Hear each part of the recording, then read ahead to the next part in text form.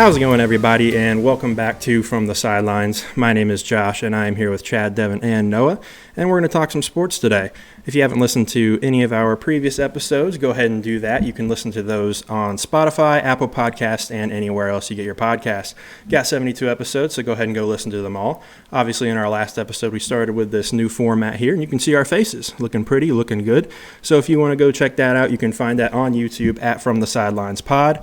If you want to stay updated on all FTS news, when we're releasing episodes, or just see us tweet some goofy stuff, go find us on social media at FTS Pod. And if you want to give us an email, you can email us at theftspod@gmail.com. Let's get into it, boys. So, obviously, Kentucky played last night. It was nail-biter. Reed Sheppard, 32 points, came in, game-winning shot. Unbelievable game. It was a headache, though. It was not fun. It was not enjoyable until the last shot, the very last shot. Basically, one-on-one, Reed versus Hubbard. Crazy game. What are your guys' thoughts? Yeah, I mean, it was an awesome second half comeback. I mean, first half defense still plagued us, and we refused to start the first half and second half with our best players. So I mean, we're just spotting the other team, like, free 10 points between those two segments. But I mean, once 17-28 mark in second half, once we put Reed and Rob in, and we let our best five go, I mean, it was a completely different ball game. Came back from 13 down, I think, max, and I mean, it should have been a pretty handily win. The last minute was giving me an absolute heart attack. I don't know what was happening there. Hubbard went unconscious at 3 threes. Ugo wasn't interested in trying to win. So, I mean, it was a good thing Reed was clutch there at the end. But I mean, I just wish we would play our better guys, more. Like, just run our best five, run the trio of Reed, Rob, and Reeves. I mean, when they're on the court together, they outscore their opponents 135 to 102 per 100 possessions. So, I mean, I don't know why they've only played 162 minutes together. That's criminal. I mean, there's 40 minutes in a basketball game. They played 162 all season, and what are we doing? But maybe we'll figure it out by come March, and we'll actually, get some wins consecutively. So. It was. Oh, go ahead, Chet. Go ahead. You go ahead. So it was, 17-28 in the second half, when this game that me and Devin were watching, when all the correct starting lineup should have been out of Rob, Reed, Reeves, Adu, and Zavonimir. That is the best five that we have, that hands down. Granted, last night, Zavonimir, please put some weight on him. Give him a chicken, a steak, something. Please put some meat on his bones. I don't know what he could have done against Tolu. He was being absolutely thrown around like a rag doll. And I don't want to get started already on the fouls. We'll get into that later. But back to the Devin's point. I'm getting carried away. It should have always been that starting five. He took the stats right off of my notes. And there is no reason 162 minutes when there is 40 minutes in a basketball game between that trio, and it should no longer be that way. It should no longer be that way. I want to see a max between those three of 36 minutes. Max. Maybe cut it down if someone's having a bad night and put someone out there. Not Wagner. We're not Wagner guys now, because that guy almost cost us the game. But just somebody out there, and I think that would be good. Big Z had a plus 22 yesterday, which is unheard of for college specifically. But after I finished the game, took a Xanax, calmed down a little bit because I needed it. Not really, but it's a shame that the small Kentucky boy has to keep bailing us out. The guy from London, shout out. But he gets 30 a game, not a game, but he scored 30 last night. He's always in double figures easily, if not 20. Can shoot it. He's a pretty good defender, and he's always running the floor on fast breaks because of a defensive turnover he causes. So he does it everywhere. He's my favorite player, and because he tries hard, he wants to win. He's the guy that consistently wants to win game in and game out. No, yeah. I mean, going back to Big Z, obviously he got thrown around by Tolu. I mean, you got to give him credit for trying, though. I mean, saw about a dozen times where he ended up on his ass. So clearly he was getting as physical as he could. He was just getting bullied a little bit. But, you mentioned the plus 22. His plus minus this season has been insane. Like, if he's not scoring, I think he only had 2 points, but if he's not scoring, he's impacting somehow. Like, he's able to, add obviously a ton of size on defense. So even if he's not blocking shots, he's able to affect shots. He's able to help out defensively. That's why personally why I think we need to do a little more zone. Cal obviously had a couple plays last night where we did play zone. Got a steal on one of them the next time they scored on us. So I think we need to kind of start implementing that more and more like we did a little bit last night, just to see how it goes in certain situations. Because obviously when we play man, ball screen defense is terrible. They don't know whether to come over and stick to their guy, or they don't know to switch, and then everybody looks lost. So I don't know. Do we go zone? Put Z in there in the bottom of the paint. See how that works. What do you guys think about the whole zone versus man to man? I just want Cal, somebody. So Cal obviously hates playing zone, and what annoys me is when we should definitely switch to it, and it should work. But a guy that shoots 20% from three, makes one on him. Then Cal's like, oh, didn't work. Scrap it. Go back to man and keep getting burned. Like we were before. So it's just annoying that when unlucky things like that happen, and then Cal's just like, see, told you. Like, no, keep going. He's not the mean always wins. It will always regress to the mean. So just give it more than 1 or 2 possessions, please. I just want someone who can use 2 hands. That's all I want. That's all I want, boys. I think I watched no less than 6 or 7 boards be given up offensively to Mississippi State because nobody would just clap their hands together and grab the ball. And Zavonimir had at least 4 or 5 rebounds like that on his own. I've never seen someone so tall who just tries to palm everything, where it's just, even if it's not in a location to palm. And everybody's doing the same thing. Like, I just want someone down there who is putting 2 hands up and getting boards. We had 6 offensive rebounds. They had 13. Well, we can do it defensively because they had 21, we had 21. So I don't know if we forget how to use our hands past half court. I don't know if we're just used to flicking them instead of clapping them. But we need to figure it out. That's all I want.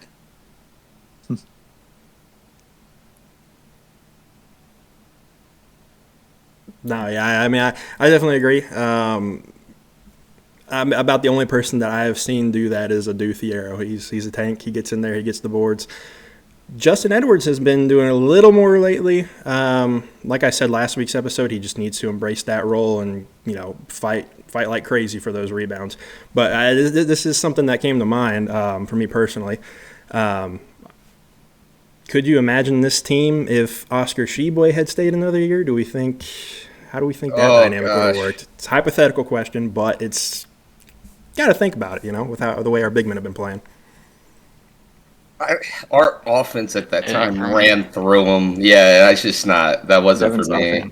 Yeah. I'd rather have somebody stretching the floor. Like, I mean, he would be way better like rebounding, sure, but which I miss. I'll give him that. But I like the more versatile floor spacing. I think especially with our guards and the penetration we can get, I definitely think that's an advantageous roster change. There are things that Zavonimir can do that Oscar couldn't, and just those things far outweigh more to me than what Oscar could do. Like, I don't know if you're like, it was archaic offense. Like, we were playing in the 70s when he was our focal point. It was hard to watch at times. I think, what was the stat? It was like we were shooting like 8 threes a game or something. Like, something absurd. Like, yeah. And it's just, I don't want to go back to that. I miss the player, not the game. You know what I'm saying? We got upset by St. Peter's for a reason. And that is it. That is it. And Oscar had 30 that game, so I mean, like, what? Yeah, a million Oscar languages. Did have 30. He tried. Million languages, and Chad was speaking facts right there. I don't disagree. But like that thought comes to mind sometimes when we're playing Ugo. I'm just like, he blocks shots, but what else Yeah, does he I mean, do? blocks are completely overrated as well. So I mean, You can develop Zvonimir to what Oscar had. Maybe not as pure rebounding skill, but you can get the rebounding up from Zvonimir and still get that kind of production. You can't teach the way Zvonimir shoots to Oscar. You just can't. Oh yeah, have you seen Oscar's form? Yeah, no shot. Yeah, no. No, I remember even late the towards the Stars game. remember Yeah. the late of the season where he was starting to shoot corner threes for fun. Like that was, oh gosh. That was tragic. No, yeah, I agree. I think, and the good thing about Big Z getting more minutes these past couple games, we can go back and talk about the Alabama game here for a little bit too. I think that only helps us come March. I think giving him more exposure is just gonna make our offense flow even more. He's gonna get more confident. He's going to start playing maybe a little more physical, maybe start going for those rebounds. He could learn from a Doubtifre playing alongside him there. So with that being said, let's talk about that Alabama game. Justin Edwards, 28 points. He showed up. That was the guy that we were expecting all season long. Number 1 projected NBA draft pick.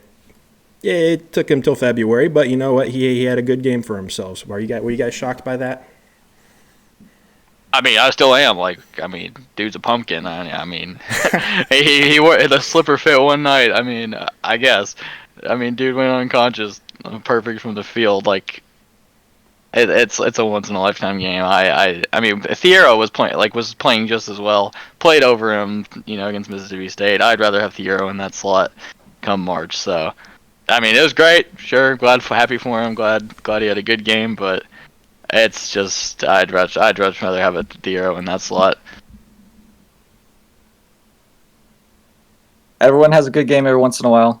It's obviously an outlier. I can go 10 for 10, every once in a while. Okay, not really, but he's not shown it. It just happened to be his game. It happens to everyone every so often, but I hope it works out for him. I hope he continues to get better because we'll need him. It's just he's not been that consistent guy that we've relied on all year. But it was nice to see him have that really good game. But I just wish he could be more consistent and, so we could just rely on him more. Have another weapon. That's all. Yeah, I just think he scored 28 points against one of the worst defenses in the conference. I'm gonna keep tempering my expectations until I see it consistently. And when he's putting up 3 points the next game or whatever, 18 minutes or something, just not for me. I'd rather have 4 guards out there, put the Reeves at the 4. I don't Trey Mitchell comes back, but anyone else, he's just not for me. Yeah.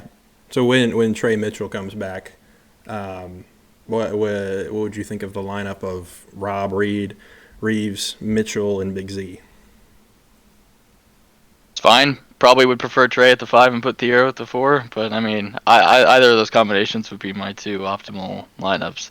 We'll probably get to see him 1 minute every game, so it'll be hard. It'll be hard to judge in a large sample because Cal will not be interested in trying any of the optimal stuff, but. Fouling when you're up 3, optimal, never gonna do it. So it's just hard when you just refuse to. How many times are we gonna let them? Dude lost a national championship because of that decision. And if that's not gonna change your mind, I don't know what will. Advanced analytics, statistics, personal anecdotal evidence, all 3 we're just going to ignore. It's hard to justify. No, it is. I agree. Cal said in his post-game interview that there was too much time left on the clock. How do we think that plays into it? I'd rather foul the 55% 3-point shooter that has the ball with 12 seconds left than give up Mark Hubbard a wide open 3 because Ugo refuses to hedge a screen. Ice the screen. What are we doing? Bro must have been so scared of fouling because he already fouled. I don't know. You're 7 foot and you can block shots and you're playing 30 yards in deep in the paint. Whatever. Reed made the shot. That's all. That last minute would have killed me if Reed didn't make that shot. So it's fine. I stated last podcast that Cal just doesn't know how to manage time. He just does that. It's time after time after time again where it's 1 or 2 possibly costly mistakes where he's involving time and he's fouling when he shouldn't be. He's knowing how to keep time going on the clock. He doesn't know when to hold it. Oh my God, he does not know when to hold it. Why are we taking shots with 18 seconds left on the shot clock and there's like a minute and 5? We can run that down, just something like. I don't understand why we play so fast-paced when we shouldn't, and we play slow-paced when we should. Like, it's just, please figure it out soon. Yeah, so we'll go ahead and wrap this up here. Based on the last couple games, obviously had the blowout against Alabama, 117 points, and then this game last night against Mississippi State. Confidence levels, have they gone up any, or were we still about the same? Well, we're still about the same. We're still not gone up. Yeah, we're still the same. We're 5-4 in the last 9. Still, like we're still, like not past this hump. I don't know what it is now. Now I'm starting to think, well, maybe we can get out of it. Maybe that because if I remember correctly, that 2012 team struggled in February, and then towards the last 2 weeks of the season or so, we were like, all right, we're figuring it out. So. All right. I mean, I think our best 5 can compete with anyone, but we just refuse to play them. So, I mean, yeah, play your best 5, start your best 5, and then start them at the second half as well. That's the moral of the story, folks. So let's move on from Kentucky here. Obviously, we had some big news in the college basketball world here recently. Duke versus Wake Forest. Now, I don't know if it's really worth it, but Wake Forest obviously decided to storm the court after beating Duke in a regular season basketball game. Congratulations. And during that, an incident occurred where, Filipowski went down, claimed to have gotten hurt. He did eventually end up playing. But what do we think about the whole court storming situation? Do we think that's a danger to players on the court? Do we think we should keep it because it's a good moment, it's good for TV, it's good for media, that kind of thing? What are our opinions on that? Yeah, I just want to be the first to say I'm glad, Filipowski's okay, right? And like when you take a brutal shot like that, it would be a shame if you were out 3 to 6 weeks. Oh wait, he's already back? Oh man, dang, I can't believe he played tonight. I thought for sure with the way Shire was carrying on, I thought for sure all the Duke people were telling me this guy was tore his ACL, man. I can't believe he's already back on the court. It's just Duke crybabies, they need to suck it up. I mean, it's one of the best parts of college basketball. I don't know why they stormed the court when they were a 3-point favorite. That's kind of weird, but I mean that's a different issue completely. But at least now we got teams like Mississippi State throwing up on the jumbotron with 4 minutes left. Stay off the playing area after the game, and they just embarrassed themselves when they choked down the stretch. So I mean, it made for good comedy for us last night. So that was probably my favorite part. But all the potential solutions are just comical. It's just exposing the frauds. It's one of the best parts of sports. I will say it's starting to get overdone for reasonings that are not needed. Like there's no reason that we should storm the court when a 17 seed loses or like a 15 seed. Like we're just doing it to storm the court at this point because it's something fun to do after the game.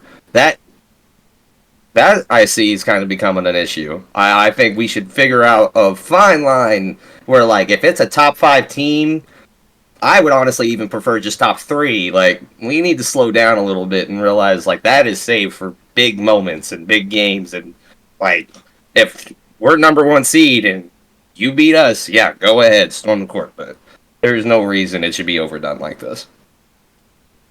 Yeah, like the issue Devin was alluding to earlier, for these underdog teams, like, have some self-respect. Like, act like you've been there before. It's a good moment that you beat, a blue blood team or a team that's, obviously better than you. But the guys on your team that's in that locker room, they believe they can win that game. And when they do win the game, like, don't act surprised. Don't act like heathens. Like, act like you've been there before. You have a chance to win the game when you step on the court. So if you do win, it's a good win. Celebrate it, but and again, and like the teams the away teams, get off the floor. That's all I gotta say is it's coming. Get off the floor as quick as you can. Filipowski, glad you're okay. And don't feel bad for you though, because you were just standing there. You were like Jyn Erso or whatever the girl is from Rogue One with the tidal wave coming at her. Just give it to me. He was not moving out of the way at all. So yeah, yeah, it's a stampede coming at you. Get out of the way. Yeah, no, and I agree. I think to Chad's point is, when teams do that in situations where it's not necessary, you're basically just admitting you're inferior. So, like, Right. what's the point of that? Especially in conference play, like, you want to compete with the other teams and other schools in your conference year after year. You don't want it to just, admit you're inferior like that. So I agree. So that pretty much wraps that up. I would like to report Filipowski's stat line for such a hurt player for tonight's game. 9 points, 10 rebounds, 6 assists, 1 block. But, something must have been nagging him. Those 4 turnovers tonight must have been hurting him. So I'm sure Surprised he was out there for 30 minutes. Yeah, 30 minutes. Yeah, you think he'd be nursing that injury if Golly, man. up 20 against Louisville, still out there. Alrighty, so let's get moved on here. I want to bring up something that was kind of funny. Noah texted this in the group chat before we were recording. He decided to download some NBA 2K. We might talk about a little bit about our favorite sports video games, but Noah said he lasted about 15 minutes playing NBA 2K24.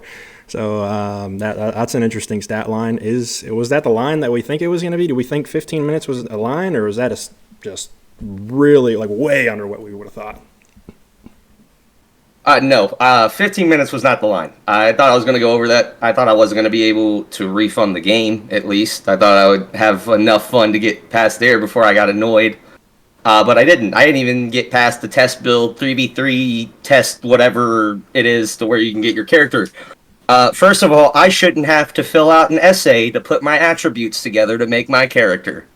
I shouldn't have to figure out what kind of build I want when there's already predominantly made builds on the community builds, but they're terrible, apparently. You look that up on the internet, and they're saying, don't make community builds, they're trash.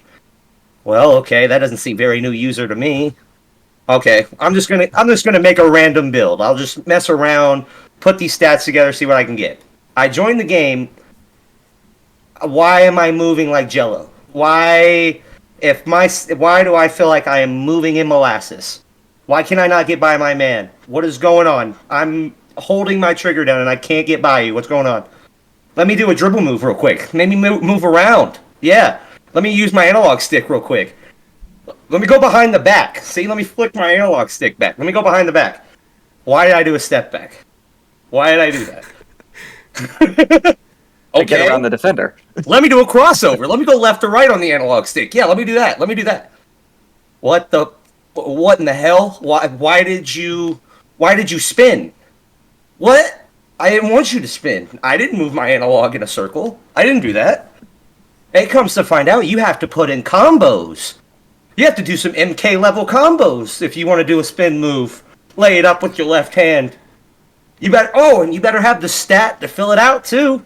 If you don't have that stat above an 85, you bet your green bar is about as short as your patience. Promise.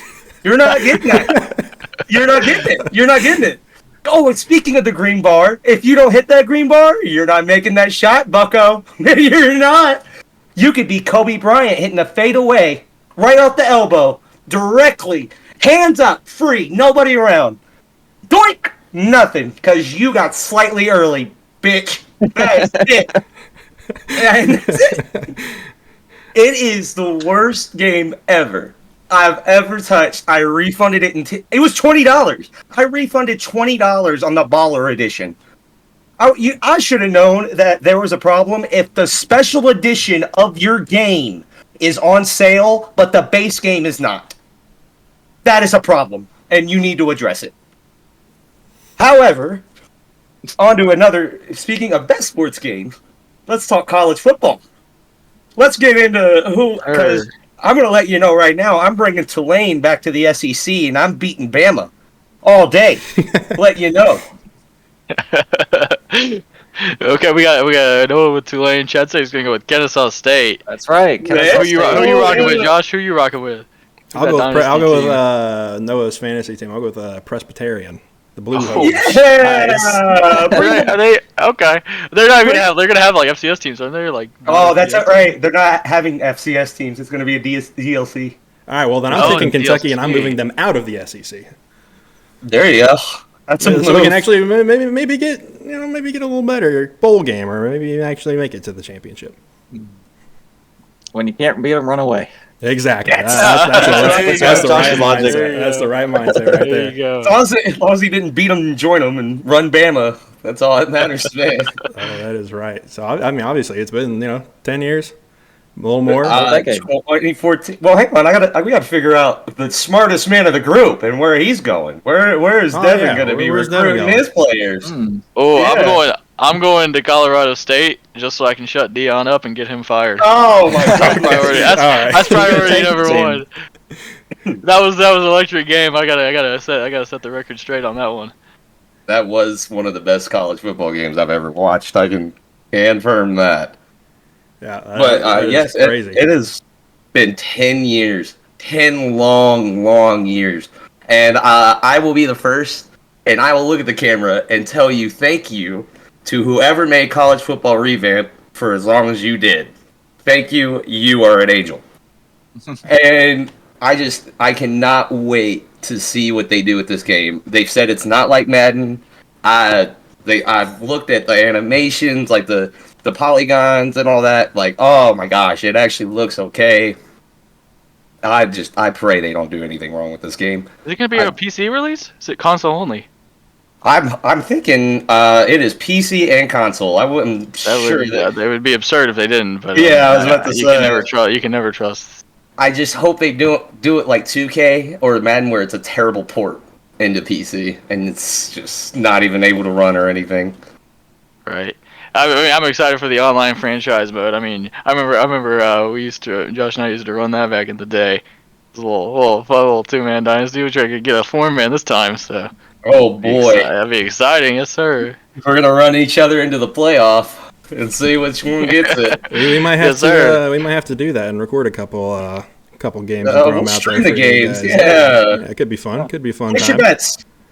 Yeah. No, I mean, the only worries I have is that it's EA Sports, obviously, and as we know, over the years, EA Sports has fallen off.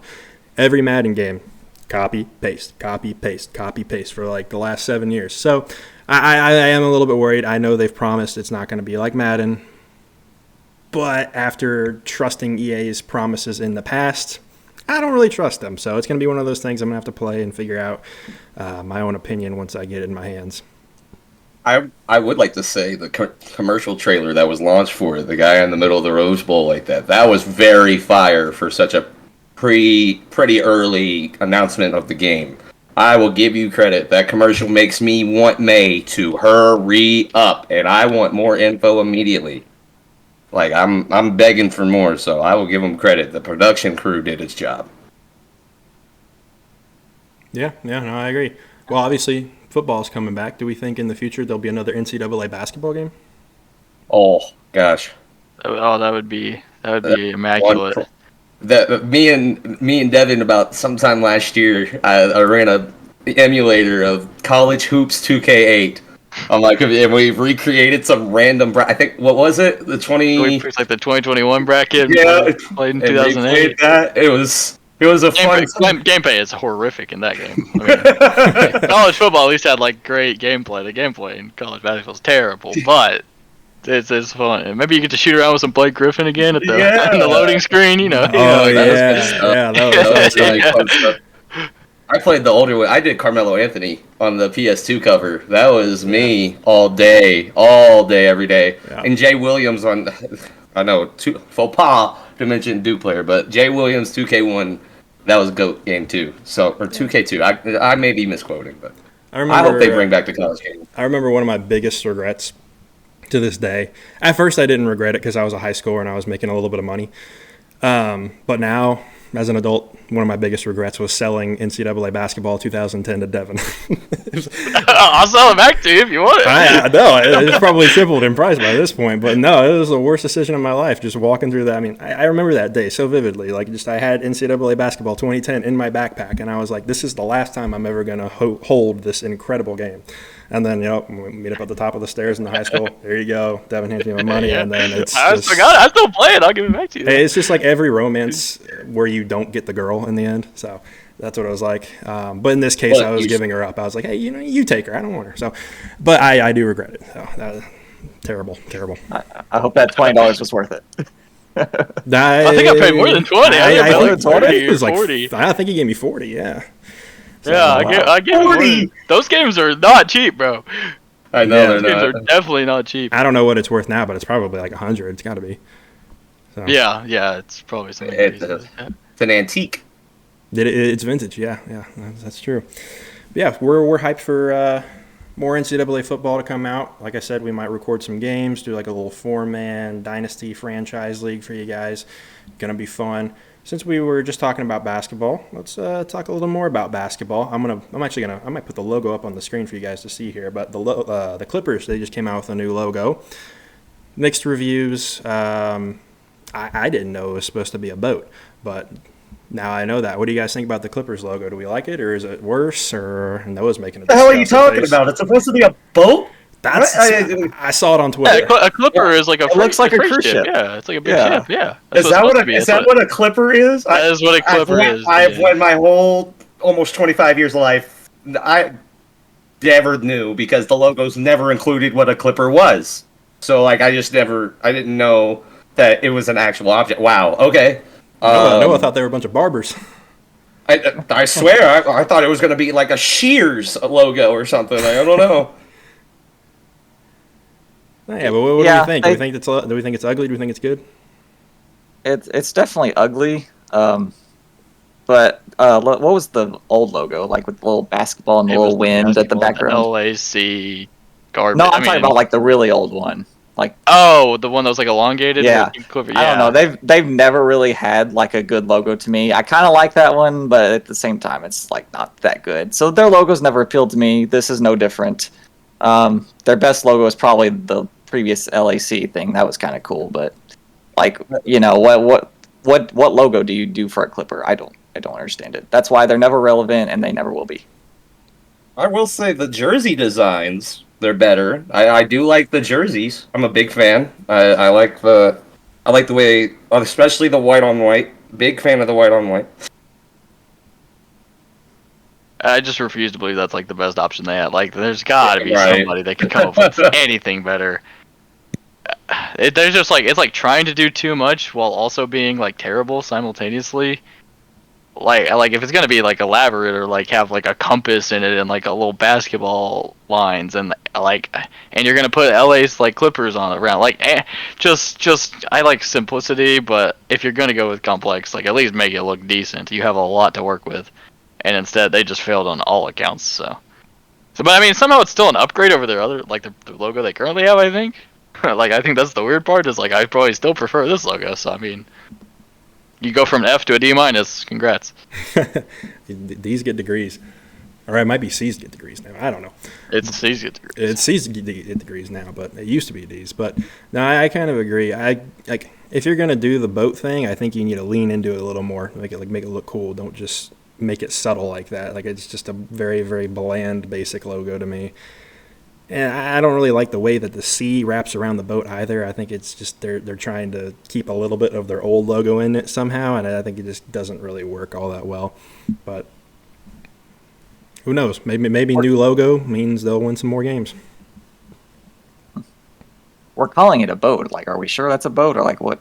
It's got to be a boat. Yeah, that's what the Clipper is.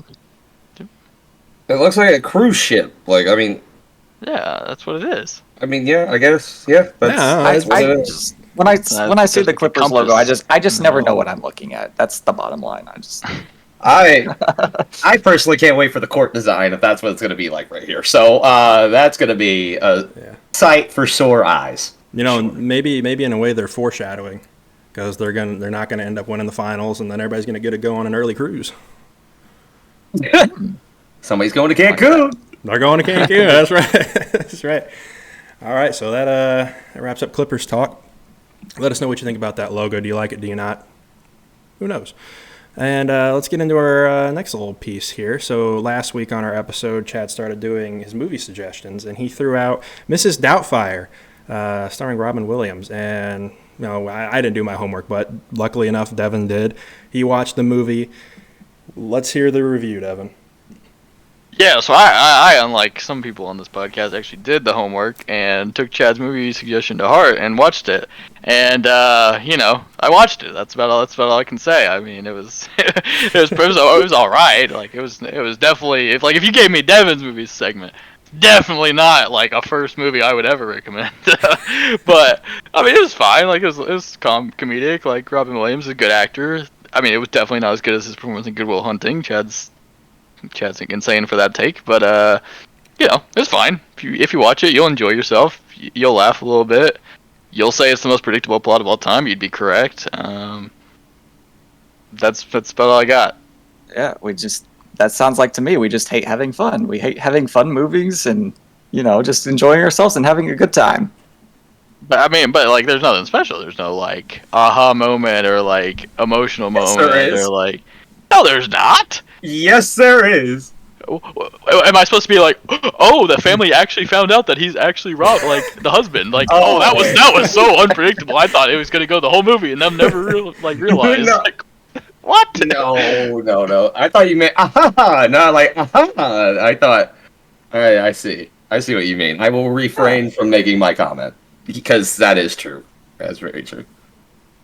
And then you got like the new TV show, and he's like Mrs. Doubtifre. That part was terrible, but like. Oh no, that was such a nice little ending, a sweet ending with. No.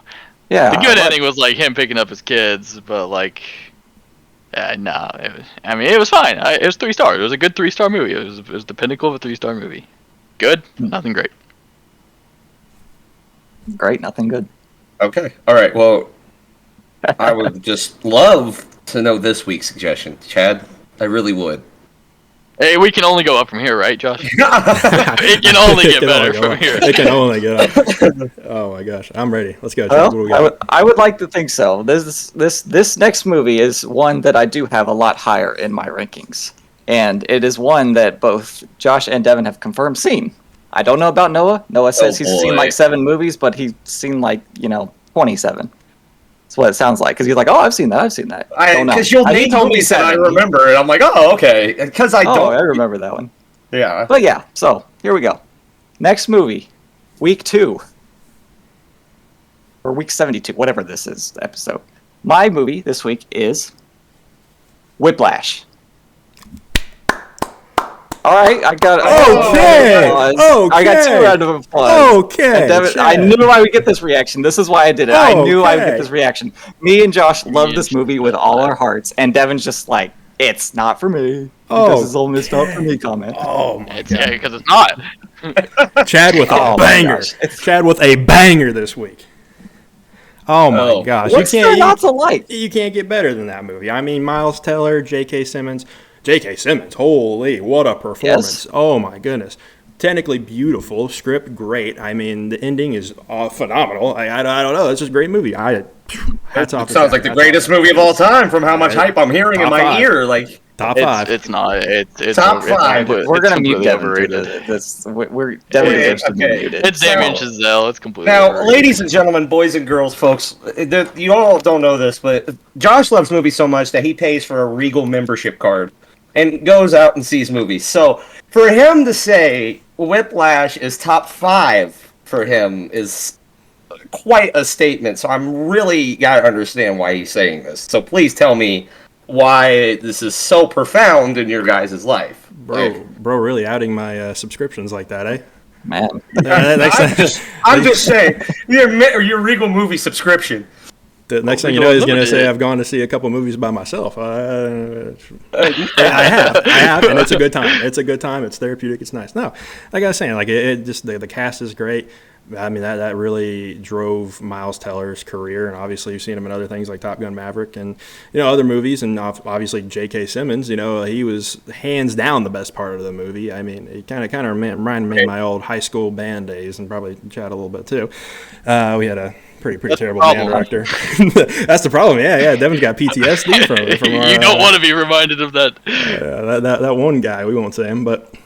No, I mean, the movie looks great. The music was awesome. Miles Teller was great. J.K. Simmons was great. Like hats off to Chad. I want to hear why Chad picked it though. I mean, obviously coming off of Mrs. Doubtfire. Oh, right. Crazy jump. Yes. Well, yeah. So First of all, it's a movie about like this jazz band, right? You don't have to like jazz, you don't have to like band, you don't even have to like music to like this movie. This movie is just the storyline of, how what's his name? I don't even know. Neiman, is that what he calls? He yells Neiman like 500 times in the movie. But yeah, when Miles Teller, he's competing with these other guys trying to get the top jazz class and stuff, and then J.K. Simmons is just this ruthless director that's making kids kill themselves. But yeah, that's another subplot. But yeah, just the way his demeanor of himself, his facial expressions, his tone, his volume, his lines. His lines were well written, and he was able to deliver them superbly. That's why he won Best Supporting Actress Best Supporting Actor for that year. But yeah, I was just like waiting for him to yell at me through the screen. I was kind of scared of him, and now like every time I see him in another movie, I'm waiting for that Mr. Fletcher character to come out. When I see him in other movies. But yeah, this movie basically put Miles Teller, exploded his career, put him on the map. He's become one of my favorite actors now. I can't wait to see him in more movies going forward. The way Miles Teller's character, he loses like his humanity. He drives that rental car, forgets his drumsticks at the rental place, drives back and like gets in a car wreck. He's all bloodied up and injured. He runs to the concert hall and then ready to go on stage and perform, and he's just like, just all injured and bleeding everywhere, and J.K. Simmons is like, what on earth? And then it's just the whole like thing. It's just, I loved it. I was into it. The movie flies by. It's not very long, but it's a good watch. I guess I'm actually gonna have to participate in homework. Then, Devin, are you doing it? I've already seen it, unfortunately. Wow, so this is me. This is me this week. No, did not just say unfortunately. Oh, sorry, I didn't mean to say unfortunately, but I said it. Yeah, that's Me. Devin, yeah. Well, But I got to hear Devin's take on it now. Through it. I mean, the performances are good. But like, it just doesn't resonate with me. It's more of a personal thing than like a actual like movie technical perspective. It's just Damien Chazelle not that good. I just hate the like portrayal of like all that stuff, and like, oh, this stuff's like, oh, you, even though you got a car crash, you need to be here, like all that, like, no, like that's not like, that just pisses me off. Like, it's just not how it should be. I don't know. No, it's just but like that just shows his dedication, though. That's the whole yeah, thing. and he's like, and then there's like this girl that like is in there for a couple scenes. And he's like, oh, I love you, but I gotta give you up so I can pursue this dumb passion of mine. Like, no, what are you doing, bro? Like, get out of here. Like, no. Oh God, I am not looking forward to this. No, it's like a good movie. It's like an should. objectively good movie. It's just not a Devin movie. I can confidently say you will like it. You will like it. You will definitely Me? like You it. think Yes. I will like it? I'm a Yes. big J.K. I don't Simmons even guy, like- but I'm like iffy on Miles. It's about you love jazz what- music too. I do love jazz. The I like song jazz. was- Yes. Oh, okay. This is the way. I just like, but like, I'm iffy on Miles. Like War Dogs, Miles Teller, I'm a big fan, but not. I don't know. No, I'll say Maverick. this. I'll say You're this. even You don't bigger have to like. I said this before. I'll say it again. You don't have to like jazz. You don't have to like music. The movie itself, like, if you can get past that, it's just really good. And the performances by Miles Teller and J.K. Simmons are what made it for me. So if I know you said you're not a big Miles Teller guy, I guess I couldn't be me. But if this movie doesn't change your mind, then I don't know what will. Yeah, he's Okay. one on that take. Like I said, I haven't watched a lot of movies, and Miles Teller is not in the ones that I have seen. So I said iffy on him. It doesn't mean I don't like the guy or discredit his talent. God. Alrighty, well, we'll see if Noah watches it. We'll see if you guys watch it. Let us know what you think about that in the comments of this video, or email us as well. tweet us if you want. But yeah, let's move on to our last segment here. Obviously, last week we gave out some plays that we liked. Now, and this is in no way gambling or financial advice, so bet at your own risk, obviously. We're going to throw out some plays for you guys again that we personally like. You don't have to take them. We're not saying take them. But we're going to give you our plays. So, boys, what do we got? Who wants to start?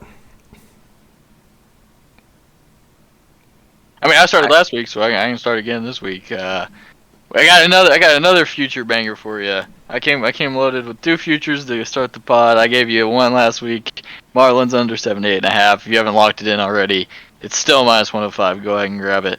But we got another future. This time we're going with college basketball. We got a little national championship future for you.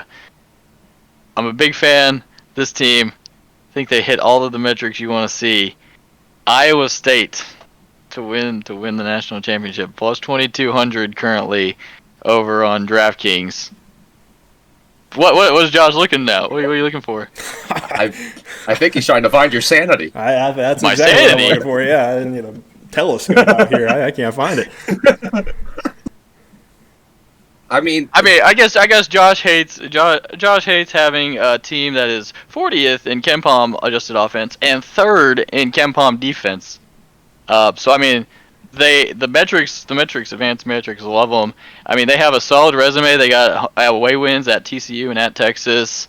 They got a good roster with some experience between Lipsy, Robert Jones, Ward, and then Milan Momcilovic off the bench, freshman and a sniper shooter.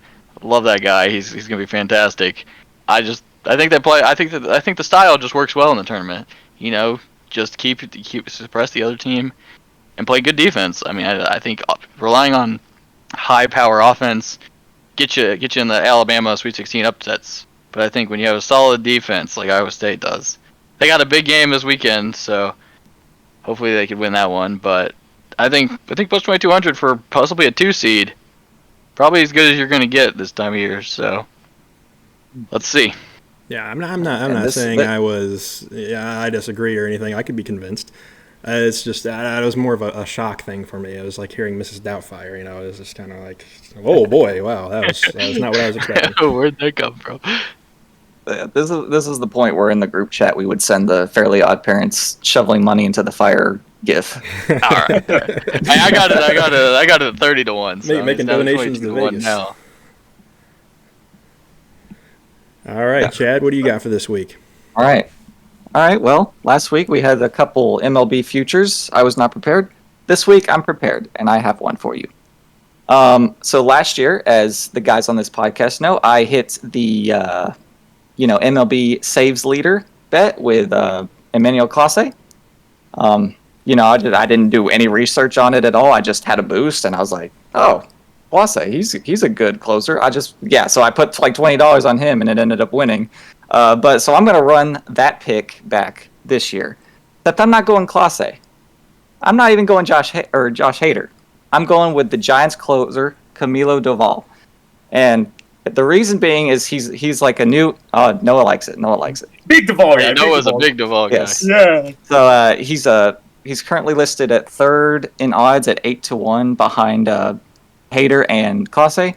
But he's this young up and coming guy that just came into the league a couple years ago, and the Giants as a team had more saves, like as a team, than Cleveland did. And let's see, I think he finished like 5 saves behind Clase last year. But there were times or a point in the season where Doval just wouldn't go away. Clase would get 1, Doval would get 2. He would just like slowly creep back up. He'd take the lead. Clase would take the lead. He was right there. He could have won it last year. But that's where I'm going with this year. I like the Giants to be in more closer games than Cleveland this upcoming year. So grab Doval at plus 800 saves leader. I'm just going to say, if you're betting him plus 800, you might as well hop on over to DraftKings and get him at plus 1,500 on DraftKings. I don't know where you're getting plus 800, but you're getting robbed. You're getting scammed. Yeah, you're getting scammed. They're robbing you blind. Well, that would be FanDuel doing all the robbery then. Checks out. Okay. Even better. 1,500 on DraftKings. There you go. I was like, why would you go look at the odds? I'm like, where's he getting 8 to 1? If you don't have DraftKings, set up an account right now and do it. Yeah, It's better anyway than FanDuel. I don't know why I was looking at FanDuel. So I have a bet. The odds are not out yet. It's for a Saturday game. So for the listeners of the Friday night and Friday afternoon and Saturday morning podcast listeners, this one is for you when it goes live. But we're going to take Flyers Saturday against Sins. I would love to ask if Devin and Chad know I'm putting this bet out there because they're big guys on the reason on this is my main pick.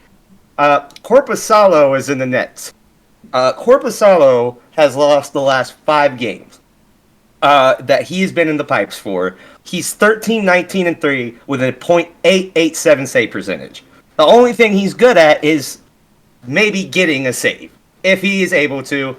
I know Devin has a future right now for 1,200 saves with Korpisalo. I think he only needs like 250 more. So I wouldn't even be confident in such a low number with 24, 25 games left in the season. But who knows what could happen? Probably will, knowing Devin's luck. But I'm just saying, against those numbers and the Flyers and how young and how good they're going against, and it's the second night of a back-to-back as well. I'm absolutely all over Flyers money line for Sens. You know the best part about Korpisalo, Noah? Oh, please enlighten my ears. If you go look at the advanced numbers and you go look at goal saves above expected, you know where you'll find Korpisalo all the way at the bottom of the list. Dead last, worst in national hockey in goal saves above expected. I mean, dude just lets pucks in left and right. I mean, what there was one game he let a puck in like 8 seconds into the game. Like, did you not know the puck drop started? Like, I like it's just unbelievable. So he's good for at least like 4 goals allowed, and hopefully Hart can help the Flyers on the other end. So I've never even touched the rink a day in my life, and I probably could have hit something in the 5-hole against him. Promise. I promise I would. All right, well, let's finish this off here. Last week I gave some golf picks. Did anyone win? I forget. Oh, okay. No, they didn't. Thank you for bringing that up. Oh, okay. But, yeah. Salvation Army, appreciate your donation. Okay. Yeah, no problem. But I will say, he won 2 weeks ago. I did win 2 weeks ago, and off podcast I was even talking to Devin about Jake Knapp. I should have said it. Hand up. That's true. I can't. We can't attest to that. Hand up. I should have said it. But this week we got the Honda Classic. Actually, now it's called the Cognizant Classic. That awful name, if you ask me. But I got 4 picks here. That's you. 4 guys. Oh, thank you. 4 picks. Okay. 4 picks. Oh, get your pens out. Get your pens out. Get your pens out. Write these down. You might pull up a little Microsoft Word document, if you will. Yeah. So first guy I've got is plus 2,800. He's one of the favorites, Eric Cole. Now, I do just want to throw out there that all 4 of these guys are great putters. This is a special kind of grass they got going on at this course, and you're going to need a good putter because the balls aren't going to be rolling that well. So you're going to need these guys who are good at putting. A couple things about Eric Cole. He plays really well with his putter. Like I said, he's a little rusty off the tee, but with wide fairways in this course, I think it's going to be fine with him. And last year at this same event, he went into a playoff and lost to Chris Kirk. So he's been there. He's been at the top of the leaderboards. I wouldn't be surprised if he finishes at the top and wins it this year. Second guy we got here, Devin's guy. He's a big guy. He's been on him a couple times. Stefan Jaeger, plus 4,000. Another guy, great putter. Currently, he is 10th in putting averages, so he's obviously got consistency there with the putter, and he also got 3rd just recently at the Mexico Championship. So he is on a bit of a heater right now. So this will be his heat check. Can he bump it up to 1st? I don't hate it. I like the odds, plus 4,000. Good odds. Next guy, we have Matthew Pavon, plus 5,500. All right. That one's making some faces. Maybe he likes it. There's not a name I've ever heard out of Josh's mouth before. No. But let me tell you why, Evan. And if you can't tell what the theme is, it's his putting. He is a great putter. Currently, he is 7th in putting average. He got 3rd at Pebble Beach, and he won at the Farmers Insurance. So he's off to a banging start this year. And for some reason, he's plus 5,500 in this event. Like, I don't get it. Like the card's not that great. He should be higher. I love those odds. Definitely take him there. And then last guy we got, my long shot, plus 8,000, Davis Thompson. What's the theme? Putting. Top 20 in putting average. Yep, and he's been top 30 in the last 2 events. He's only looking better. Plus 8,000, I love those odds. Take any 4 of those guys, to win, top 10. I'm confident, that one of those is going to hit. So, definitely look out for them. They're all good putters. We'll see how it goes. We'll review next week, see if we finally get one. Sounds like a lot of fish food. I don't know. Oh, what? Oh, wait, no, we're eating steaks. We're eating steaks, man. It's going to be good. We're going to be making money. We're going to be fine wining and dining. Josh took a golf pick and didn't pick Rory. What? I know. Rory was like minus 1,000 to be on Josh's betting card this week. So. Okay, I lost that play already. I'm a Rory guy. I'm a big. Oh, you are a pick, the shortest favorite of the card. No. I'm also not that. I am a. Oh yeah. I'll give him credit for that. I'll tell you what I am. I am a Scotty Scheffler guy, and he just happens to be the favorite on every single event he's in. So that's why it seems like that. And nobody's the worst, best player in their sport than Scotty Scheffler. But he's that's true. But he's consistently top 10. Like I've never seen anybody be right at the top so many times. Yeah, he's always the bridesmaid, never the bride. Couldn't have said it better. But those are our picks, everybody. So, like I said, bet him if you want to. Not gambling advice, not financial advice. Bet at your own risk. I think that about does it. Devin, you want to wrap this episode up for us? Yes, sir. So if you're watching on YouTube, go ahead and press that subscribe button. And if you're listening to us on podcasts on Apple or Spotify or somewhere else you get your podcast, feel free to go ahead and check us out. You can find us on socials at FTS Pod. We'll be on Twitter and Instagram. We got TikTok going. We're going to start pumping out some TikToks, some short form content, maybe some YouTube shorts. So be on the lookout for all of that. If you watch Mrs. Doubtifre, or you're thinking about watching Whiplash now, or you want to tell me that I'm not crazy and it's not that good, go ahead and leave us an email at theftspod@gmail.com. Bye. Have a great time. Bye. Have a good time.